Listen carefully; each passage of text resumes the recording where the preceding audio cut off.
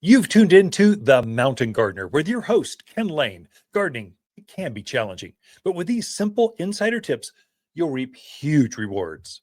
Now, let's tune into today's Mountain Gardener with Ken and Lisa. And we are back with Lisa Lain in the studio. She comes each week with your gardening questions. Just what are neighbors talking about? And I think we can learn some things just by hearing what other gardeners are seeing. I don't know if you saw that, Lisa.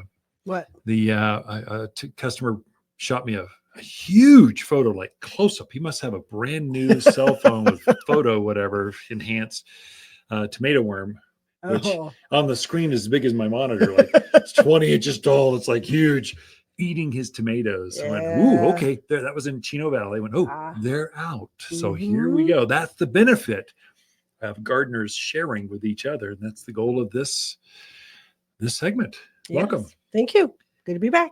It is good to be back. Sure. So what kind of question you got, or what are you thinking about this week? Well, I forgot to bring my glasses, so I'm going to have to hold. I got an extra set of cheaters for you. Sorry about that. You folks on the podcast, the video piece, Amazon, or no, who does video? Spotify and Apple does the video piece. Everyone else just does audio. Yes. You get to see my beautiful gal and her. Now that's what is that? Diamond studded cheaters. I'm like, you had these? How did you have diamond studded cheaters? I needed something to read. I needed some help, and they were sitting. A customer left them behind. I could use those real quick. No one's watching. I'm here for you. My name's Ken. Yes. Hi, how you doing? Well, these are pretty fancy diamond studded cheaters I'm reading through. Okay. First question is from Marcy out in Chino. She wants to know what causes the cracking on the top of her tomatoes, and to know, is there any way to prevent that or help that? So where's she at, or what's Chino? Marcy. So that is caused. So when tomatoes crack, or if they get real thick, kind of tough skin, they're all related. That's a difference between daytime temperatures and morning. So in the morning, they're nice and plump. They fill up. During the heat of the day, they kind of shrink and they shrivel. And that fluctuation in the actual fruit size, no, you don't see it changing, but you can see the cracks in it. So you know that this ebb and flow, this plumpiness and then dryness. And so more consistency in the watering is the key. So for me, so if you were tuned in back in April when we were putting our tomatoes in, I said use Aqua Boost crystals. And the reason I did that was so you don't get cracking. So this, because I just knew it was coming. So these are crystals you pour down at the root level and they swell up, hold up the moisture. And then as the plant needs more moisture, it'll take it from the crystals, the Aqua Boost crystals, instead of from the fruit. So you're evening out that water or irrigation pattern. So what you might want to do is come in and get a bottle of that. Just poke a hole down where the roots are, pour it in there. Just do that 3 or 4 times around as best you can. Ideally, if you can put it right underneath the roots where the roots grow through it, that's perfect. But you know what? Life isn't perfect. And you sometimes just taking a big old screwdriver, poking a hole, sprinkling some in there, that's good enough. A teaspoon over here, a few teaspoons, all of a sudden you got this thing going. And the new fruits won't crack at that point. So that's probably the easiest solution. The other one I did see just on tomatoes, I had a customer at the last week's class. They brought a picture of their tomato. It's a small, maybe a golf ball sized tomato, and had classic blossom end rot. So the half of the fruit was blackened. The other half was nice. And she goes, what's going on, Ken? I need help me. And I went, well, that's classic blossom end rot. You need some yield booster. I gave her this bottle of liquid calcium, and it had a picture of that same exact picture she had on her fruit. It's right on the front of the label. So just spray this once a week. All the new fruit will come out clean. So as you see things happening, talk to us, bring a picture.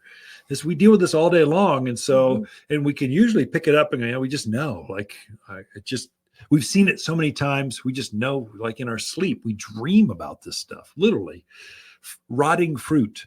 It's not good. You can solve this. And it's usually a mineral deficiency or something going on. Okay. So hopefully that helps her. Right. So the next question is from Janet. She's in Prescott.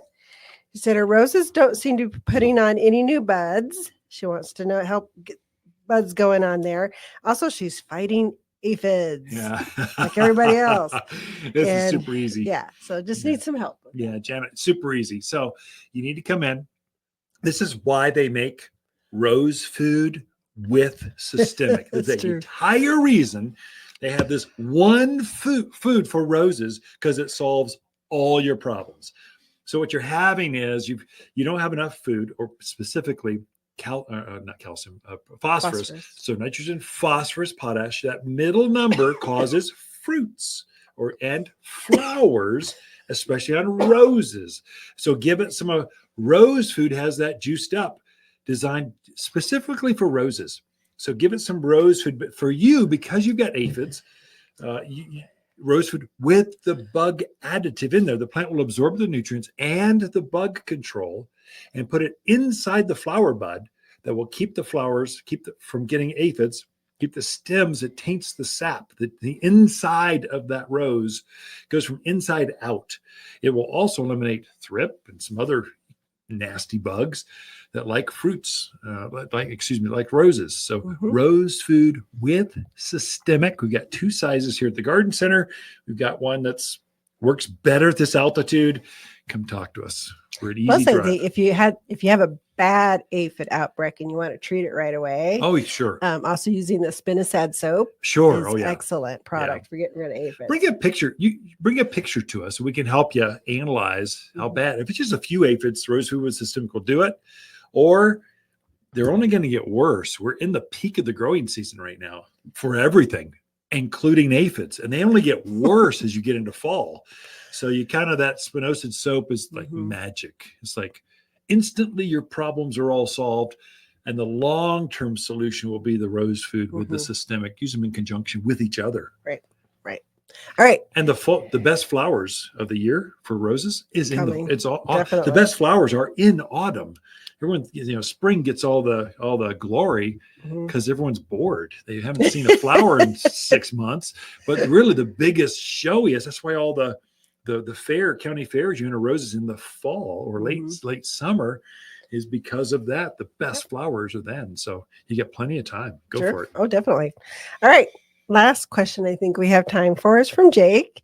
Says he's trying to decide between Aspen and Birch. Okay. Wants to know, is there one preferable than the other, or any other good trees that you can think of that have a more narrow, he likes the bark, the white bark, that kind of stuff. So Jake, so in the West, we're the southern tips of the Rockies. Aspen is the number one seller.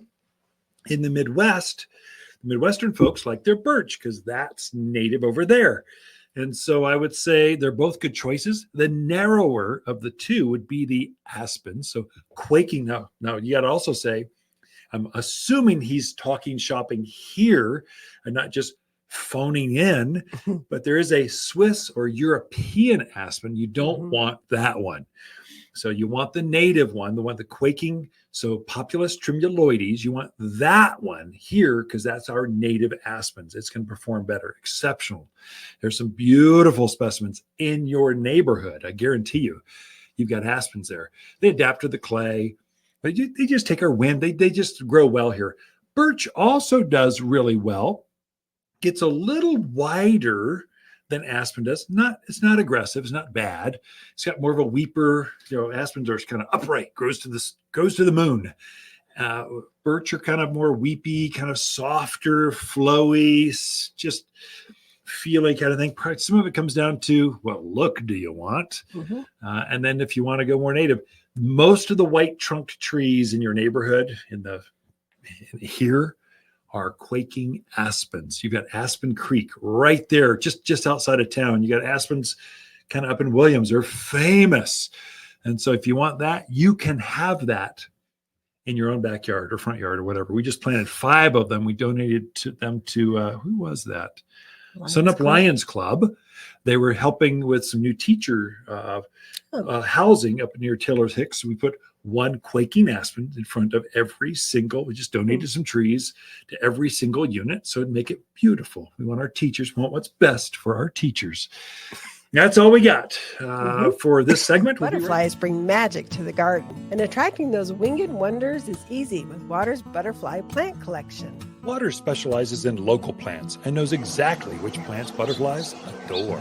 We create a natural, safe, and organic space for you and your beautiful butterflies. Visit Waters Garden Center at 1815 Iron Springs Road in Prescott. Or online at watersgardencenter.com. Smell the flowers that butterflies love and turn gardens into a butterfly paradise. Butterfly. For a more fruitful garden, increase success in the landscape that just feels better, then tune in daily to the Mountain Gardener podcast. Subscribe through your favorite podcast streamer or visit watersgardencenter.com.